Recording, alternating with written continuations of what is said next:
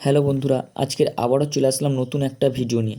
আর আজকের সম্পূর্ণ ভিডিওটা থাকছে গোসাবার একমাত্র পর্যটন কেন্দ্র ব্রেকন বাংলোকে নিয়ে। বোট থেকে নামার পরে আস্তে আস্তে সামনের দিকে এগিয়ে যাচ্ছি। আর এই যে ঘাটটা দেখতে পাচ্ছ, এটা কিন্তু গোসাবার নতুন ফেরিঘাট। প্রকৃতির দৃশ্য দেখতে দেখতে এগিয়ে গেলেই পড়বে 3 রাস্তার মোড়। সোজা রাস্তাটা চলে যাচ্ছে গ্রামের ভেতরের দিকে, আর বাম দিকে রাস্তাটা চলে যাচ্ছে গোসাবা মেন বাজারের দিকে। আমরা এখন এগিয়ে যাব ডান সাইড বরাবর। পায়ে হাঁটা পথ, এখান থেকে 1 মিনিট হেঁটে এগিয়ে গেলেই পড়বে ব্রেকন বাংলো।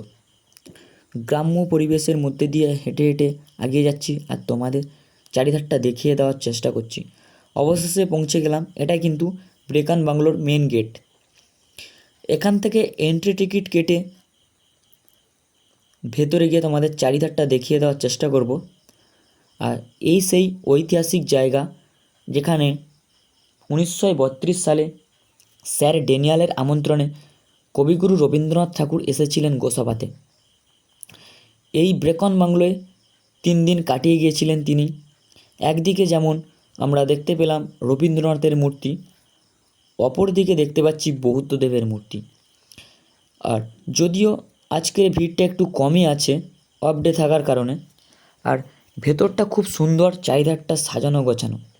আর এই ব্রেকন বাংলোয় বৌদ্ধদেবের মূর্তি থাকার কারণ হলো এক সময় প্রাচীনকালে গোসাবাতে মগ উপজাতিদের আসা যাওয়া ছিল।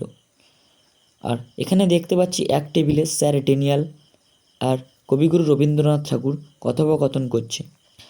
তো এই মগ উপজাতিদের আনাগোনা ছিল এখানে, সেই কারণে বৌদ্ধদেবের মূর্তি প্রতিষ্ঠা করা আছে। তো আজকের ব্রেকন বাংলোর ভিডিওটা এই পর্যন্ত। যদি ভালো লেগে থাকে লাইক করুন, শেয়ার করতে ভুলবে না।